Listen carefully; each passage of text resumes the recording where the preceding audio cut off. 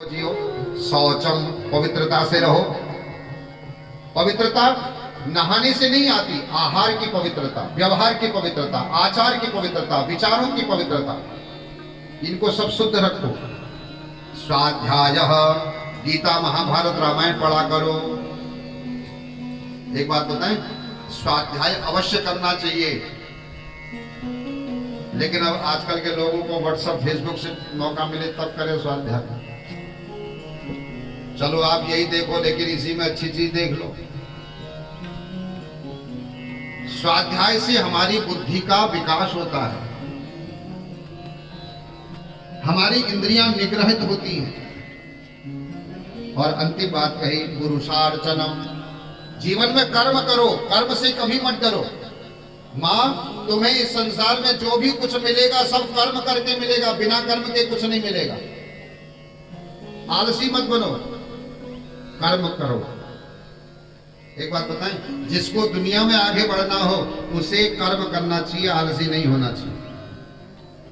आलसी व्यक्ति को कुछ नहीं मिलता।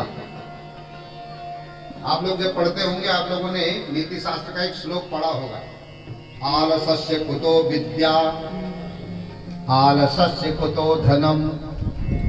पढ़ा?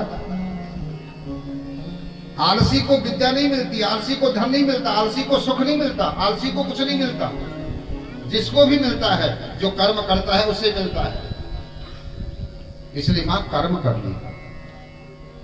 मां, एक बात बताऊं, अगर मुझे पाना है, मौनम सदा सनंजय,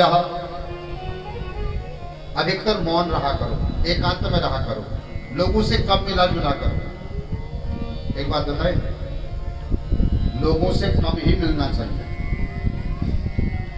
क्योंकि जैसे लोगों से आप मिलते हैं, धीरे धीरे आप भी वैसे ही हो जाते हैं। गलत लोगों से मिलोगे तुम भी गलत हो जाओगे।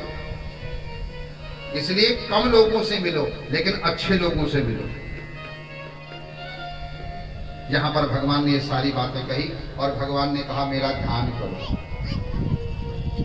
संचितये भगवद चरणार वृंदम, किसका ध्यान करें? बोले मेरे चरणों का ध्यान करो। देखो, भगवान के चरणों का ध्यान करना चाहिए। क्यों? वज्रा कुश ध्वज सरो रुहलाक्षणाढ्यम, भगवान कहते हैं मेरे पैर में वज्र है। वज्र क्यों है? तुम्हारे मन रूपी हाथी को वश में करने के लिए। भगवान के चरणों का ध्यान करो कि भगवान के चरणों में वज्र है, इसलिए मेरे मन रूपी हाथी को जो अपने वश में कर ले।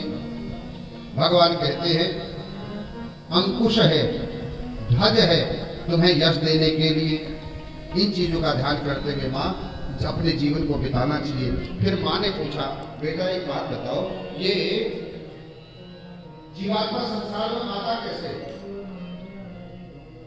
और जीवात्मा आता है तो अपने परिवार के भरण पोषण में ही क्यों लग जाता है? भाई आपको क्यों भूल जाता है? भगवान ने यहाँ पर इसकी भी क्रिया की है, कुटुंब भरणा कल्पो मंद भाग्यो वृथोद्यमः। भगवान कहते हैं जिनका भाग्य मंद है, जिनके पास बुद्धि नहीं है, वही लोग परिवार के भरण पोषण में लगे रहते हैं। बस मेरी पत्नी, मेरे बच्चे, कमाओ, इकट्ठा करो, ये जोड़ो, वो जोड़ो, सब ये कौन कहता है? जिनका भाग्य कमजोर है, जिनकी बुद्धि कमजोर है।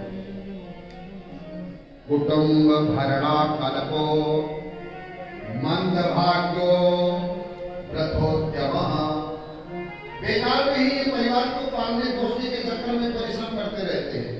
और हकीकत में कहूँगा, स्त्रिया विहीनः, ये लोग स्त्रिया लक्ष्मी से विहीन है, कृपणो, कृपण है ये लोग। क्यों? क्योंकि ये मेरे से अलग रहते हैं, धन को ही महत्व देते हैं। लेकिन मां, एक बात बताऊं, अत्रैव नरकः स्वर्गात् इति माता प्रचक्षते। मां, जो लोग मेरे से दूर होकर के धन को महत्व देते, उन्हीं के जीवन में यहाँ धोखा आता है बहुत ज्यादा। ये सारी कल्पना हुई। फिर अंत में पूछा, मां ये तो बताओ, गर्भ में जीव की क्या दशा है? क्योंकि हम सभी लोग गर्भ में होके आए हैं ना, तो क्या होके आए हैं देखो। तब कहते हैं प्रथम रात्रि में